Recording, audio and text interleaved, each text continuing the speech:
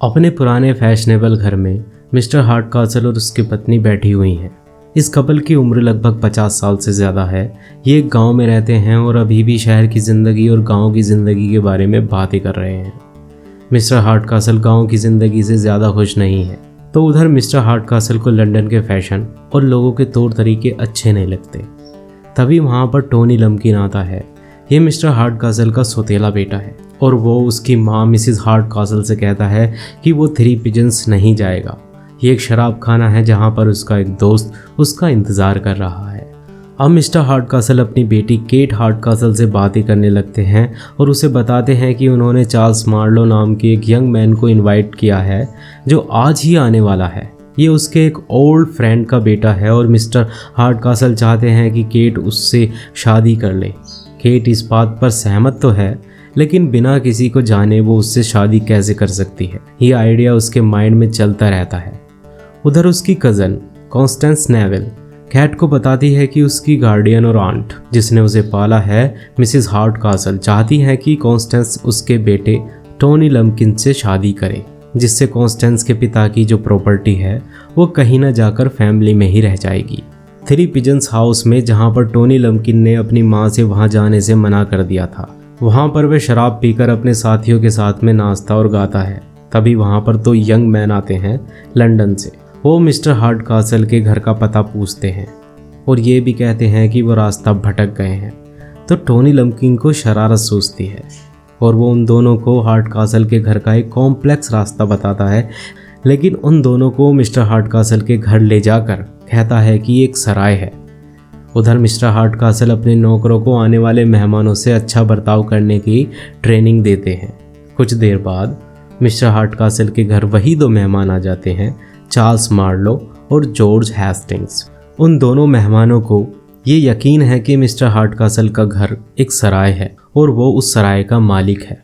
Constance Neville mister Hastings को पहले से जानती है और उसको प्यार भी करती है। हेस्टिंग्स चार्ल्स मार्लो के साथ आने वाला दूसरा मेहमान होता है। कॉन्स्टेंस नेविल को ये पता चल जाता है कि टोनी लम्किन ने चार्ल्स मार्लो के साथ में मजाक किया है, लेकिन मार्लो को सच्चाई बताई नहीं जाती और जिन्हें पता है वो भी यही दिखाते हैं कि वो एक सराय ही है। चार्ल्स मार्लो पहले केट हार्डकासल से मिलता है, लेकिन उनकी ये मीटिंग अजीब होती है क्योंकि पहले तो ये विश्वास कि वो एक सराय में है, दूसरा मार्लो एक शर्मीला व्यक्ति है। वो यंग लड़कियों से बात करने में घबराता है और ज़्यादा बात नहीं करता, ख़ास करके उन औरतों से जो हाई सोसाइटी से बिलोंग करती हैं। लेकिन जो लड़कियां हम्बल बैकग्राउंड से होती हैं उनके साथ वो ज़्यादा कंफर्टेबल होता है, जैसे कि सराय की नौकरानी। तो मार्लो भी उसे उस सराय की नौकरानी समझता है और केट को मार्लो की पर्सनैलिटी इसीलिए अपीलिंग, कंट्रोलिंग या रूलिंग इसी वजह से लगती है।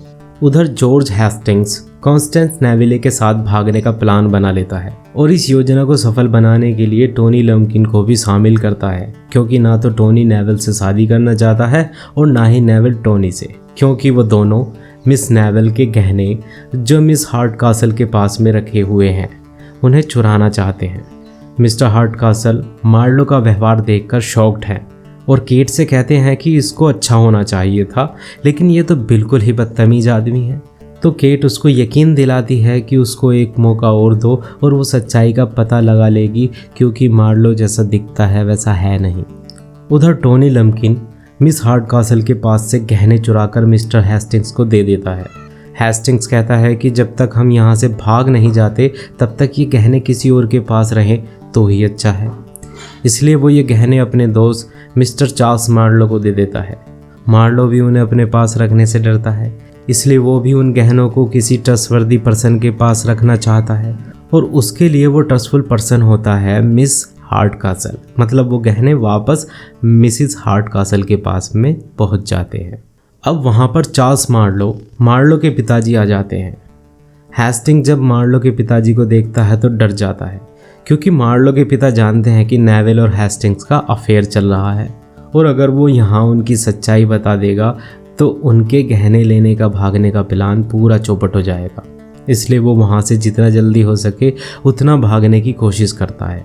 इसलिए वो टोनी से कहता है कि वो एक घोड़ा गाड़ी का इंतज़ाम कर दे, क्योंकि वो आज ही भागना चाहता है।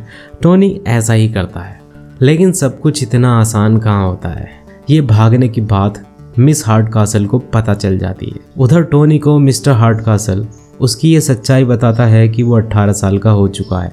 ये बात इसलिए अहम है क्योंकि उसकी माँ मिसिस हार्डकासल उससे झूठ बोलती है कि अभी वो 18 साल का नहीं हुआ है और उसे लाड प्यार की वजह से बिगाड़ देती है, क्योंकि टोनी को अपने पिता से जो पॉकेट मनी मिलती है वो 18 साल तक ही मिलती, जिससे टोनी खूब मजे करता है।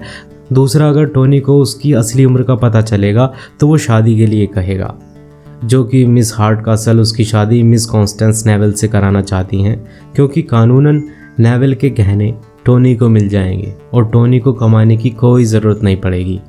लेकिन टोनी को उसके सौतेले पिता मिस्टर हार्डकासल सच्चाई बता देता है, जबकि वे एक दूसरे को पसंद भी नहीं करते। अब केट और मार्लो की कहानी आती है। मार्लो के पिता अपने फ्रेंड हार्डकासल से पूछते हैं कि उन्हें उसका बेटा कैसा लगा, तो हार्डकासल जवाब देता है कि वो तो बहुत बदतमीज़ आदमी है। ये सुनकर मार्लो के पिता कहते हैं कि ऐसा तो हो नहीं सकता, ज़रूर कुछ गड़बड़ है।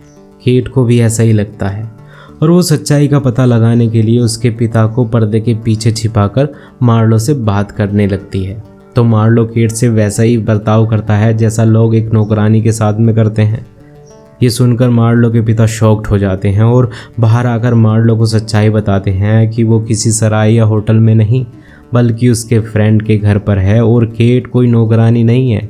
ये सुनकर मार्लो शर्मिंदा हो जाता है और सभी वहाँ पर जो होते हैं हंसने लगते हैं। उधर टोनी जब घोड़ा गाड़ी लेकर घर के बाहर खड़ा हुआ होता है तो उसकी माँ मिस हार्डकासल वहाँ आती है। तो टोनी अपनी माँ को उससे झूठ बोलने के लिए सबक सिखाना चाहता है और उसे गाड़ी में बिठाकर तेज़ तेज़ घर के कई चक्कर काटता है। उधर नेवल और हेस्टिंग का भागने का मन बदल जाता है और वो अब हार्डकासल की परमिशन से शादी करना चाहते हैं, इसलिए वो दोनों हार्डकासल के पास में जाते हैं। हार्डकासल उन्हें शादी की परमिशन दे देता है। इस तरह केट और मार्लो की शादी और नेवल और हेस्टिंग्स की शादी पक्की हो जाती है और घर में खुशी का माहौल है। इस तरह केट अपने प्यार को पाने के लिए झुक जाती है और जीत जाती है, जैसा इस प्ले का टाइटल है, शी स्टूप्स टू कॉन्कर। वो जीतने के लिए झुक जाती है।